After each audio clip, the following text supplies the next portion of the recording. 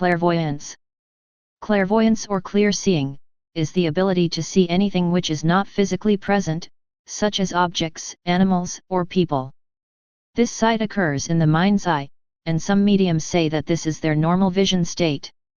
Others say that they must train their minds with such practices as meditation in order to achieve this ability, and that assistance from spiritual helpers is often necessary. Some clairvoyant mediums can see a spirit as though the spirit has a physical body. They see the bodily form as if it were physically present. Other mediums see the spirit in their mind's eye, or it appears as a movie or a television program or a still picture like a photograph in their mind. Clairvoyance, from 17th century French with clair meaning clear and voyance meaning visibility, is the apparent ability to gain information about an object, location, or physical event through means other than the known human senses, a form of extrasensory perception. A person said to have the ability of clairvoyance is referred to as a clairvoyant, one who sees clear. Claims for the existence of paranormal psychic abilities such as clairvoyance are highly controversial. Parapsychology explores this possibility, but the existence of such paranormal phenomena is not accepted by the scientific community outside parapsychology. Within parapsychology, clairvoyance is used exclusively to refer to the transfer of information that is both contemporary to, and hidden from, the clairvoyant. It is differentiated from telepathy in that the information is said to be gained directly from an external physical source, rather than being transferred from the mind of one individual to another. Outside of parapsychology, clairvoyance is often used to refer to other forms of anomalous cognition, most commonly the perception of events that have occurred in the past, or which will occur in the future, known as retrocognition and precognition respectively, or to refer to communications with the dead, see mediumship. Clairvoyance is related to remote viewing, although the term remote viewing itself is not as widely applicable to clairvoyance because it refers to a specific controlled process. Within the field of parapsychology, there is a consensus that some instances of clairvoyance are verifiable. There is also a measured level of belief from amongst the general public, with the portion of the U.S. population who believe in clairvoyance varying between 1/4 and 1/3 over the 15-year period from 1990 to 2005. The concept of clairvoyance gained some support from the U.S. and Russian governments both during and after the Cold War, and both governments made several attempts to harness it as an intelligence-gathering tool. According to skeptics, clairvoyance is the result of fraud, self-delusion Barnum effects, confirmatory biases, or failures to appreciate the base rate of chance occurrences. For example, in a scientific experiment of clairvoyance, a purported clairvoyant participant will inevitably make correct guesses some of the time, i.e., during some of the trials within the same experiment, simply because of chance. Furthermore, because of the nature of the statistical tests used by experimenters, a very small proportion of all experiments conducted will yield an overall statistically significant result, suggesting that clairvoyance took place at above chance levels, again simply because of chance. A proper summary of the experimental evidence on clairvoyance should include a summary of all experiments that were conducted, taking into account their probabilities of turning out false positive and false negative results, and making sure that studies are not included in the review selectively. Some researchers on clairvoyance have tended to purposefully exclude negative findings from their reviews, thus biasing their own conclusions. There have been anecdotal reports of clairvoyance and clear abilities throughout history in most cultures. Often clairvoyance has been associated with religious or shamanic figures, offices, and practices. For example, ancient Hindu religious texts list clairvoyance amongst other forms of clear experiencing, as siddhis, or perfections, skills that are yielded through appropriate meditation and personal discipline. But a large number of anecdotal accounts of clairvoyance are of the spontaneous variety among the general populace. For example, many people report seeing a loved one who has recently died before they have learned by other means that their loved one is deceased. While anecdotal accounts do not provide scientific proof of clairvoyance, such common experiences continue to motivate research into such phenomena. The earliest record of somnambulistic clairvoyance is credited to the Marquis de Puysegur, a follower of Mesmer, who in 1784 was treating a local dull-witted peasant named Victor Reis. During treatment, Reis reportedly would go into trance and undergo a personality change, becoming fluent and articulate, and giving diagnosis and prescription for his own disease as well as those of others. When he came out of the trance state, he would be unaware of anything he had said or done. This behavior is somewhat reminiscent of the reported behaviors of the 20th century medical clairvoyant and psychic Edgar Cayce.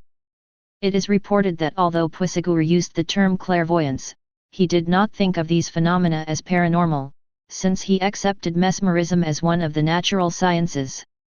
Clairvoyance was a reported ability of some mediums during the spiritualist period of the late 19th and early 20th centuries and was one of the phenomena studied by members of the Society for Psychical Research, SPR.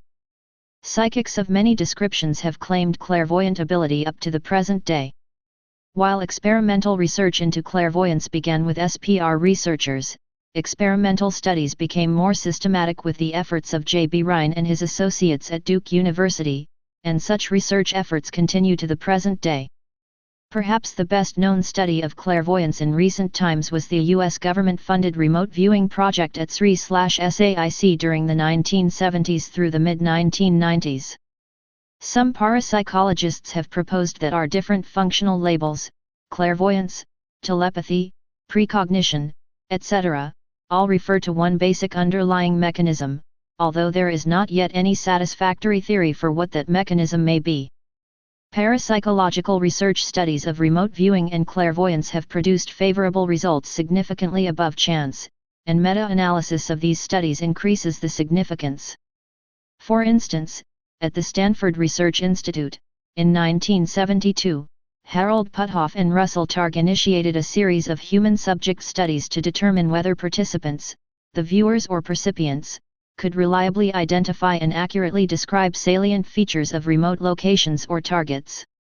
In the early studies, a human sender was typically present at the remote location, as part of the experiment protocol. A three-step process was used, the first step being to randomly select the target conditions to be experienced by the senders. Secondly, in the viewing step, participants were asked to verbally express or sketch their impressions of the remote scene.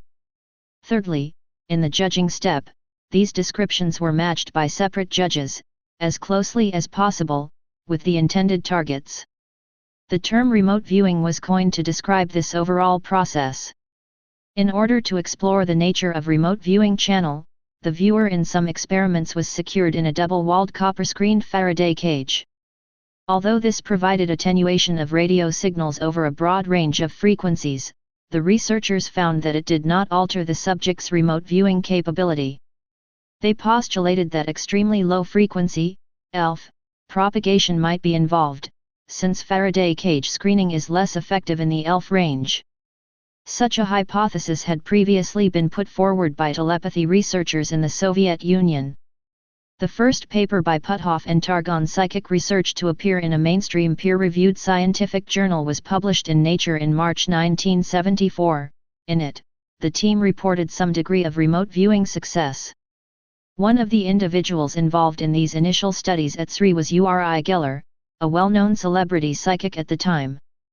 The research team reported witnessing some of Geller's trademark metal spoon-bending performances, but admitted that they were unable to conduct adequately controlled experiments to confirm any paranormal hypothesis about them.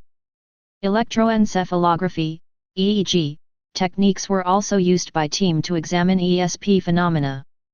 In these investigations, a sender, who was isolated in a visually opaque, electrically and acoustically shielded chamber, was stimulated at random by bursts of strobe light flickers. The experimenters reported that, for one receiver, differential alpha block on control and stimulus trials were observed, which showed that some information transfer had occurred.